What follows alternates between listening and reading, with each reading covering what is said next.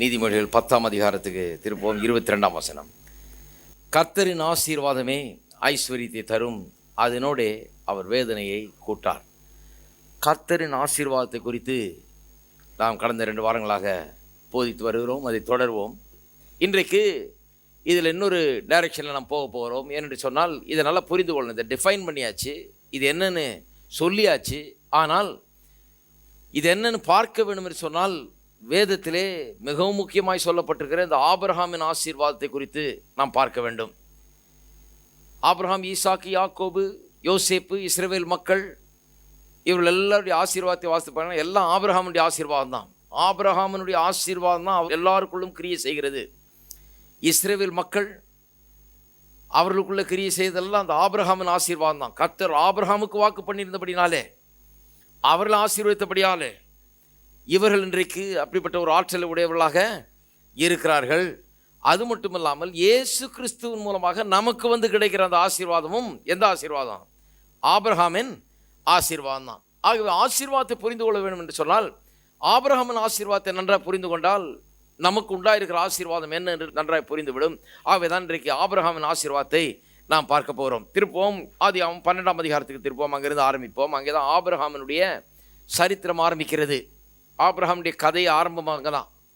ஆதியாகமம் 12ஆம் அதிகாரம் முதல் 3 வசனங்களை வாசிக்கிற. முதல்ல கர்த்தர் ஆபிரகாமை நோக்கி, நீ உன் தேசத்தையும் உன் இனத்தையும் உன் தகப்பனுடைய வீட்டையும் விட்டு புறப்பட்டு நான் உனக்கு காண்பிக்கும் தேசத்துக்கு போ.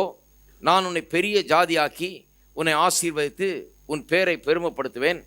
நீ ஆசீர்வாதமாய் இருப்பாய். உன்னை ஆசீர்வதிக்கிறவர்களை ஆசீர்வதிப்பேன், உன்னை சபிக்கிறவனை சபிப்பேன். பூமியில் உள்ள வம்சங்கள் எல்லாம் உனக்குள் ஆசீர்வதிக்கப்படும். எத்தனை தடவை பாருங்கள் இந்த ஆசீர்வாதம் என்கிற வார்த்தை அங்கே வருதுன்னு. எந்த ஒரு வேத பகுதியை வாசித்தாலும் அங்கே என்ன முக்கியமான காரியம் என்று கண்டுகொள்ள வேண்டும் என்று சொன்னால் அங்கே என்ன வார்த்தை திரும்பி திரும்பி வருது என்பதை பார்க்க வேண்டும். இது வேத வசனத்தை வியாக்கியானம் பண்ணுறதுல ரொம்ப முக்கியமான ஒரு காரியம். திரும்ப திரும்ப ஒரு வார்த்தை வருதுன்னா அந்த வார்த்தையை கவனிக்கணும். ஏனென்றால் அந்த வார்த்தையிலிருந்து தான் நாம் அங்கே என்ன சொல்லப்பட்டிருக்கிறது என்பதை சரியாக நாம் புரிந்து கொள்ள முடியும். மறுபடியுமாக இந்த 3 வசனத்திலேயே ஆசீர்வாதம் ஆசீர்வாதம் என்கிற வார்த்தை மறுபடியும் திரும்ப திரும்ப வருகிறதை பார்க்கிறோம். கர்த்தர் சொல்கிறாரு, உன்னை பெரிய ஜாதியாக்கி உன்னை ஆசீர்வதித்து உன் பேரை பெருமைப்படுத்துவேன். நீ ஆசீர்வாதமாக இருப்பாய். உன்னை ஆசீர்வதிக்கிறவர்கள் ஆசீர்வதிப்பேன், உன்னை சபிக்கிறவனை சபிப்பேன். பூமியில் உள்ள வம்சங்கள் எல்லாம் உனக்குள் ஆசீர்வதிக்கப்படும் என்றார். சரி, இதை நல்லா ஆழமாக பார்க்க போகிறோம். ஆனால் ஒரு காரியத்தை கொஞ்சம் கவனிங்க. பூமியில் உள்ள வம்சங்கள் எல்லாம் உனக்குள் ஆசீர்வதிக்கப்படும் சொல்லப்பட்டிருக்குது. ஆங்கிலத்தில் ரொம்ப அருமையாக பல மொழிபெயர்ப்புகள் இப்படி வருது. ஒரு மொழிபெயர்ப்பு சொல்கிறது, all the families of the earth will be blessed in you. பூமியில் உள்ள குடும்பங்கள் எல்லாம் உனக்குள் ஆசீர்வதிக்கப்பட்டிருக்கும்னு சொல்லப்பட்டிருக்குது. இன்னொரு மொழிபெயர்ப்பு சொல்கிறது, பூமியில் உள்ள தேசங்கள் எல்லாம், all the nations of the earth shall be blessed in you. எல்லா தேசமும் எல்லா இனத்து மக்களும் எல்லா மக்களும் உனக்குள் ஆசீர்வதிக்கப்பட்டிருப்பார்கள். இதெல்லாம் அருமையான வார்த்தைகள் பாருங்கள். நான் வெளியில் சுவிசேஷத்தை பிரசங்கம் பண்ணும்போது நான் இதை தான் சொல்கிறது மக்களுக்கு. நான் ஏதோ கிறிஸ்தவர்களுக்கு உண்டான காரியத்தை சொல்லிட்டு போகிறதுக்கு வரல. பூமியில் உள்ள மக்கள் எல்லாம், எல்லா ஜாதிக்காரரும் எல்லா இனத்துக்காரரும், நீங்கள் யாராக இருந்தாலும், எந்த இனம் ஜாதி குலம் கோத்திரமாக இருந்தாலும் சரி, எந்த மதத்துக்காரர்களாக இருந்தாலும் சரி, எப்பேற்பட்ட பின்னணியிலிருந்து வந்திருந்தாலும் சரி, உங்களுக்கெல்லாம் ஆசீர்வாதத்துக்கென்று ஒரே ஒரு வழி உண்டாயிருக்கிறது. கர்த்தர் அதை ஏற்படுத்தி வைத்திருக்கிறார். அந்த வழியை தான் நாம் சுவிசேஷமாக அறிவிக்கிறோம் என்று நான் சொல்வது உண்டு. ஆகவே இன்றைக்கு நீங்கள் எப்பேற்பட்ட ஜனமாக இருந்தாலும் சரி, யாராக இருந்தாலும் சரி, இங்கே வந்து உட்கார்ந்து கொண்டிருந்தீர்கள் என்றால், இங்கே நாங்கள் பிரசங்கிக்கிறது ஏதோ கிறிஸ்தவர்களுக்கு பண்ணுற பிரசங்கம் கிடையாது. பூமியில் உள்ள ஜனங்களுக்கெல்லாம் ஆசீர்வாதம் எப்படி உண்டாகிறது என்பதை குறித்து நான் பேசி கொண்டிருக்கிறேன். என்றால் தேவன், God is a people God. கர்த்தர் ஜனங்களை உண்டாக்கினவர். அவர் மக்களை நேசிக்கிற தேவன். உங்களுக்காக தான் எல்லாத்தையும் அவர் செய்து கொண்டு இருக்கிறார். நீங்கள் யாராக இருந்தாலும் உங்களை இன்றைக்கு நேசிக்கிறார் அவர். சரி, பூமியில் உள்ள ஜனங்கள் எல்லாம் அல்லது வம்சங்கள் எல்லாம் அல்லது குடும்பங்கள் எல்லாம் ஜாதிகள் எல்லாம் உனக்குள் ஆசீர்வதிக்கப்படும் என்று சொல்லப்பட்டிருக்கிறதே, அல்லது ஒவ்வொரு குடும்பமும் உனக்குள் ஆசீர்வதிக்கப்பட்டும்னு ஆபிரகாமுக்கு கர்த்தர் சொன்னார் அல்லவா? இது என்ன என்று கொஞ்சம் பார்ப்போம். கலாத்தியருக்கு திருப்போம். அது என்னன்னு கரெக்டாக அங்கே சொல்லப்பட்டிருக்கு பாருங்கள். கலாத்தியர் 3ஆம் அதிகாரம் 8ஆம் வசனம். பூமியில் உள்ள எல்லா குடும்பங்களும் அல்லது எல்லா மனிதர்களும் உனக்குள் ஆசீர்வதிக்கப்படுவார்கள் என்று சொன்னால் அர்த்தம் என்ன? 3:8 கலாத்தியரிலே, மேலும் தேவன் விசுவாசத்தினாலே புறஜாதிகளை நீதிமான்களாக்குகிறார் என்று வேதம் முன்னாக கண்டு உனக்குள் சகல ஜாதிகளும் ஆசீர்வதிக்கப்படும் என்று ஆபிரகாமுக்கு சுவிசேஷமாய் முன்னறிவித்தது. ஆங்கிலத்தில் ரொம்ப அருமையாக சொல்லப்பட்டிருக்கிறது. அதாவது பூமியில் உள்ள ஜனங்கள் எல்லாம் விசுவாசத்தினாலே நீதிமான்களாக்கப்படுவார்கள் என்பதை தேவன் அறிந்து வைத்து ஆபிரகாமுக்கு ஏற்கனவே முன்கூட்டியே தேவன் என்ன சொன்னாராம்? காஸ்பலை ப்ரீச் பண்ணார் என்று ஆங்கிலத்தில் இருக்குது. The gospel was preached to Abraham beforehand, saying, in you shall all the families of the earth shall be blessed. அப்படிதான் ஆங்கிலத்தில் வருது. The gospel was preached to Abraham. அதாவது சுவிசேஷம் ஆபிரகாமுக்கு அன்றைக்கே முன்கூட்டியே பிரசங்கம் பண்ணப்பட்டு விட்டது. ஏனென்றால் தேவனுக்கு தெரியும் எல்லா மனிதர்களும் விசுவாசத்தால் தான் நீதிமான்களாக்கப்படுவார்கள் என்பதை அறிந்து முன்கூட்டியே தேவன் ஆபிரகாமுக்கு சுவிசேஷத்தை அறிவித்திருந்தார். எப்படி அறிவித்தாராம்? எங்கே அறிவித்திருக்கிறார்? எப்படி அறிவித்தார்?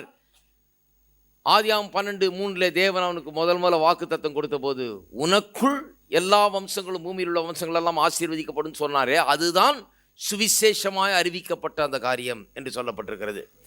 அப்போ சுவிசேஷம் என்று சொல்லுகிறோமே, அது என்ன?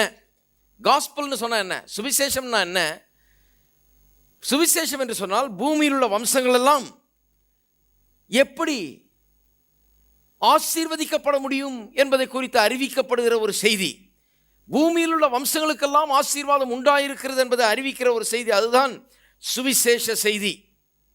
பூமியில் உள்ள வம்சங்கள் எல்லாம் தேவனிடத்திலிருந்து பலனை பெற்று, வல்லமை பெற்று, ஆற்றலை பெற்று, ஆசீர்வாதத்தை பெற்று அனுபவிப்பார்கள் என்று தேவன் முன்கூட்டியே ஆபிரகாமுக்கு சுவிசேஷமாக அறிவித்தாராம். அல்லது காஸ்பல் வாஸ் ப்ரீச்ட் ஆல்ரெடி.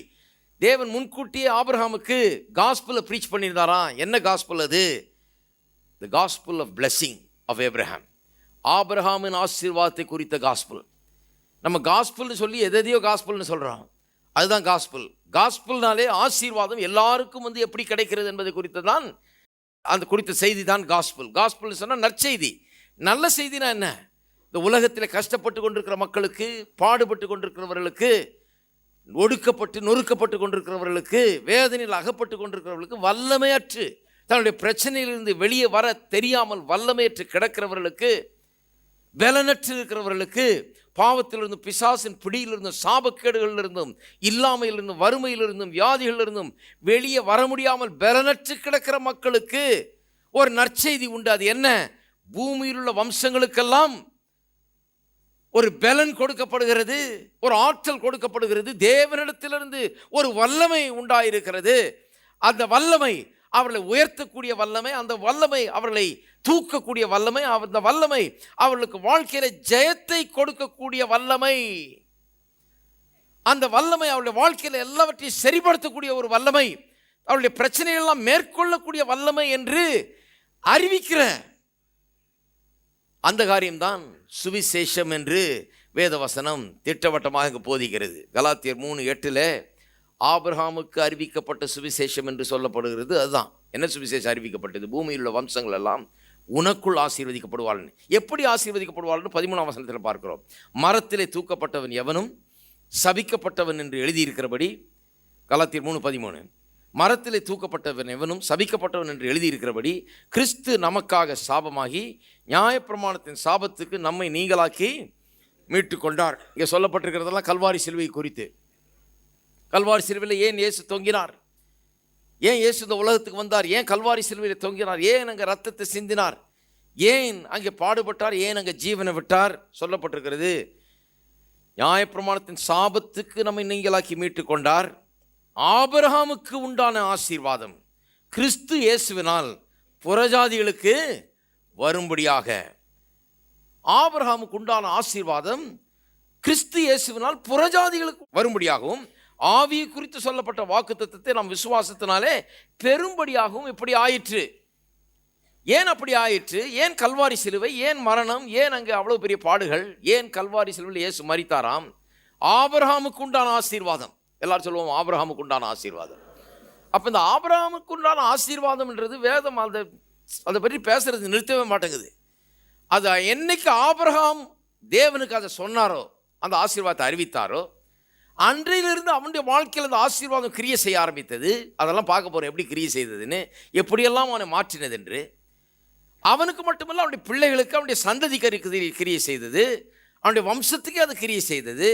இயேசு கிறிஸ்து வந்து கல்வாரி சிலுவையில் மரித்த உடனே அவனுடைய வம்சத்துக்கு மட்டுமல்ல, யூத வம்சத்துக்கு மட்டுமல்ல, பூமியில் உள்ள எல்லா வம்சத்துக்கும் அந்த ஆசீர்வாதம் இப்பொழுது கிரியை செய்கிறது.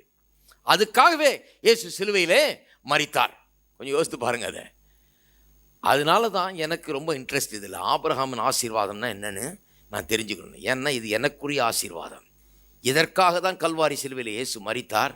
இந்த ஆசீர்வாதங்கள் எல்லாம் எனக்கு வந்து கிடைக்கும்படியாக ஆபிரகாமின் ஆசீர்வாதம் சொல்லப்பட்டிருக்குது. அதை பற்றி அறிந்து கொள்வதில் பெரிய எக்ஸ்பர்ட்டாக இருக்கணும் நாம். ஏனென்று சொன்னால் அதை அறிந்து கொண்டால் தான் நமக்கு என்ன சொந்தம் என்பதை நாம் நிச்சயமாக அறிந்து கொள்ள முடியும். ஆகவே தான் இன்றைக்கு ஆபிரகாமின் ஆசீர்வாதத்தை குறித்து பார்க்க போகிறோம். ஏனென்றால் இது உங்களுடைய ஆசீர்வாதம். இன்றைக்கு அவனுடைய வம்சத்துக்கு மட்டுமல்ல, நமக்கும் அவனுக்குள் அது எப்படி கிரியை செய்தது, அவனை எப்படி மாற்றினது, அவனுக்கு எப்படி அது காரியங்களை நடப்பித்தது என்பதையெல்லாம் பார்க்கும்போது நமக்கு எப்படி இது காரியங்களை மாற்றி அமைக்கிறது, நம்முடைய வாழ்க்கையில் இது எப்படி கிரியை செய்கிறது என்பதையெல்லாம் நாம் இன்றைக்கு பார்க்க முடியும். அப்போ ஆபிரகாமுக்கு கர்த்தர் கொடுத்த ஆசீர்வாதம் என்ன? அவனுடைய ஆசீர்வாதத்தை குறித்து வாஸ்து பார்த்தீங்கன்னா, அவனுடைய ஆவியில், ஆத்மாவில், சரீரத்தில், குடும்பத்தில், பொருளாதாரத்தில், கையின் பிரயாசத்தில், அவனுடைய வாழ்க்கையில் எல்லா பகுதியிலும் எல்லா விதத்திலும் அவன் வெற்றி பெறும்படியாக ஒரு ஆற்றலை, திறமையை கடவுள் அவனுக்குள்ளே வைத்து விட்டார். அவனுக்குள்ளே மட்டும் இல்லை, எங்கே போனாலும் எந்த சூழ்நிலையிலும் எல்லாவற்றிலும் வெற்றி பெறக்கூடிய, மேலே வரக்கூடிய ஒரு ஆற்றல் அவனுக்கு மட்டுமல்ல, அவனுடைய சந்ததி முழுவதுக்கும் உண்டாயிருந்தது. அந்த ஆற்றலை நமக்கு தருவதற்காக தான் இயேசு சிலுவையில் மரித்தார் என்று வேதவசனம் சொல்லுகிறது. சரி, அப்போ ஆபிரகாமுடைய ஆசீர்வாதத்தை குறித்து நம்ம வாசித்து பார்த்தோம்னா 2 காரியங்கள் அங்கே தெளிவாக விளங்குகிறது. 2 காரியங்கள். அதில் 2 காரியம் என்னன்னு சொன்னால், ஒன்று அவனுடைய ஆசீர்வாதத்தை பற்றி வாசிக்கிறோம் வேதத்தில், இன்னொன்று அவனுடைய விசுவாசம். ஆபிரகாம்னு எடுத்துக்கிட்டிங்கன்னா அவனுடைய பேரை சொன்ன உடனே 2 காரியம் மேலோங்கி நிற்கிறது. ஒன்று ஆபிரகாமின் ஆசீர்வாதம் வேதம் திரும்ப திரும்ப சொல்லுது. 2வது காரியம் வேதம் சொல்லுகிறது ஆபிரகாமுடைய விசுவாசம். ஏனென்றால் அவன் விசுவாசிகளுக்கெல்லாம் தகப்பனானான். இந்த 2 தான் ரொம்ப prominent features of Abraham's life.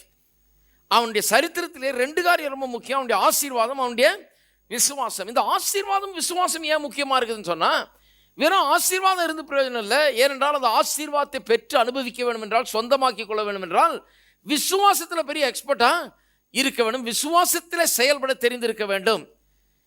இந்த 2மே ஆபிரகாமுக்குள்ளே இருந்தது.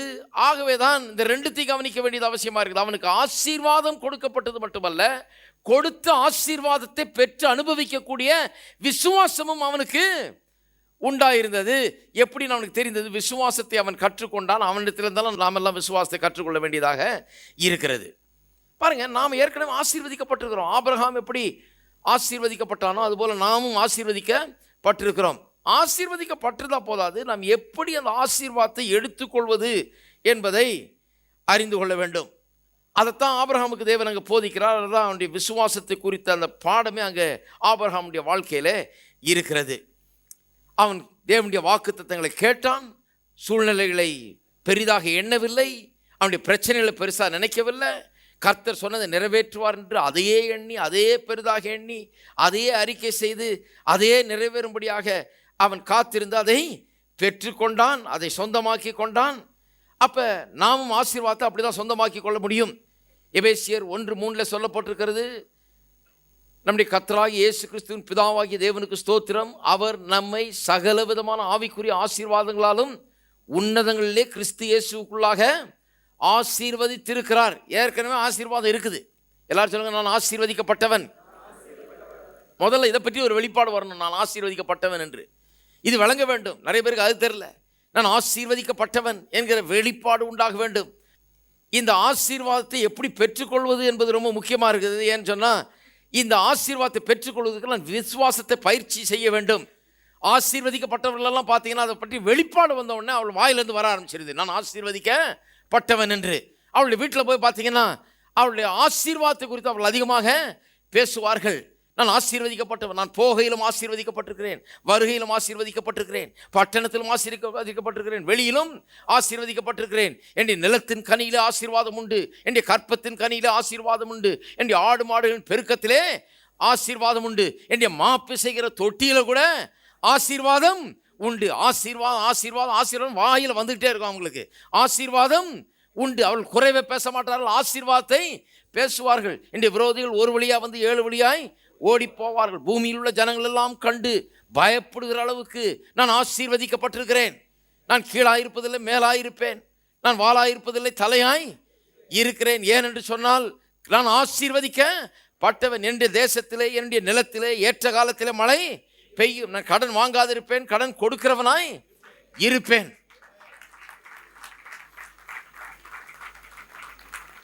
என்னைக்கு இப்படி ஜனங்க பேச ஆரம்பிக்கிறாங்களோ அப்போ என்ன ஆயிடுச்சுன்னு அர்த்தம்? ஓஹோ, விளங்கிட்டாங்கன்னு அர்த்தம். ஆசீர்வாதத்தை விளங்கிட்டாங்க. அவங்களது ஆசீர்வாதம் தெரியுது. அதனால இப்போது அதை எடுத்து சொந்தமாக்கி கொள்ளுகிற வேலையில் அவர்கள் இருக்கிறார்கள் என்று அர்த்தமாகிறது. அப்போ ஆசீர்வாதம் இருக்குதுங்கிறது ஒரு பக்கம், அதை எடுக்கிறதுங்கிறது இன்னொன்று. இங்கே இருக்கிற அத்தனை பேருமே தேவனுடைய பிள்ளைகள் எல்லாம் இன்றைக்கி இங்கே வந்திருக்கிற முக்கால்வாசி பேர் இன்றைக்கு ஆண்டவராக இயேசுவை ரட்சகராக ஏற்றுக்கொண்டு தேவனுடைய பிள்ளைகளாக இருக்கிறீர்கள் இல்லையா? ஒவ்வொருவரும் ஆசீர்வதிக்கப்பட்டவர்கள். ஆனால் எல்லாருமே ஆசீர்வாதத்தில் வாழவில்லை. எல்லாருமே ஆசீர்வாதத்தை சொந்தமாக்கி கொள்ளவில்லை, ஆசீர்வாதத்தை எடுத்துக்கொள்ளவில்லை. ஆசீர்வாதத்தில் இருக்க வேண்டிய வண்ணம் இருக்கிறது இல்லை. ஏன் என்று சொன்னால் எல்லாருக்கும் அந்த எடுத்துக்கொள்றதுனா எப்படிங்கிறது இன்னும் விளங்கவில்லை. அதை எடுத்துக்கொள்றதுனா எப்படின்னு விளங்குறதுக்கு முன்னால் ஆசீர்வாதம் என்னுடையது, எனக்கு இருக்குது ஆசீர்வாதம்ன்றதே விளங்கணும் முதல்ல. ஆகவே தான் இந்த ஆசீர்வாதத்தை குறித்து போதிக்கிறேன். இந்த ஆசீர்வாதம்ங்கிறது நான் சொன்னேன் இல்லையா, இது வெளிப்பாட்டின் மூலமாக தான் விளங்கி கொள்ள முடியும். ஏன்னு சொன்னால் இதில் கண்ணில் பார்க்கறது இல்லை. இந்த ஆசீர்வாதத்தின் விளைவுகளை கண்ணில் பார்க்கலாம். கர்த்தரின் ஆசீர்வாதமே ஐஸ்வர்யத்தை தரும். அப்போ ஐஸ்வர்யத்தை கண்ணில் பார்க்க முடியும்.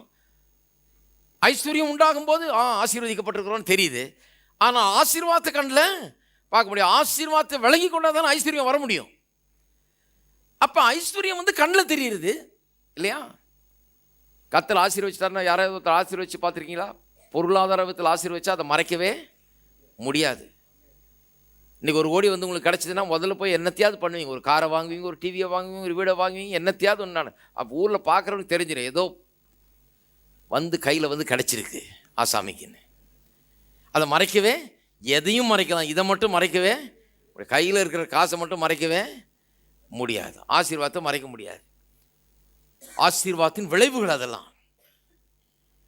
ஆனால் ஆசீர்வாதம் என்கிறது ஒரு ஆவிக்குரிய ஒரு காரியம்.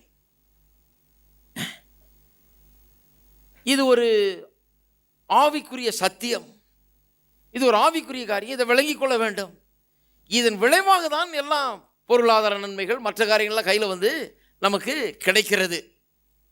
அப்போ இதை விளங்கிக் கொள்வதற்கு ஒரு வெளிப்பாடு தேவை. ஆசீர்வாதத்தை விளங்கிக் கொள்வதற்கு ஒரு வெளிப்பாடு நிச்சயமாக நமக்கு தேவை. அதுக்காக தான் கர்த்தருடைய வார்த்தை இன்றைக்கு நாம் பார்க்கிறோம். எல்லாரும் சொல்லுங்கள், நான் ஆசீர்வதிக்கப்பட்டிருக்கிறேன்.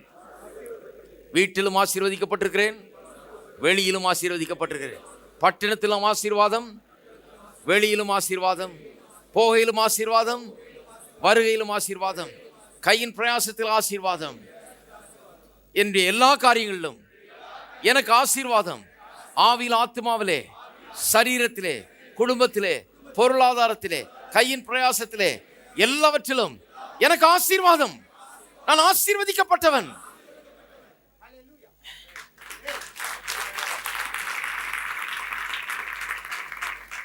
இது உள்ளே இறங்கணும், வெளிப்பாடாக வரணும். பாருங்க, உதிக்கணும். அது ஆஹா அப்படியான்னு.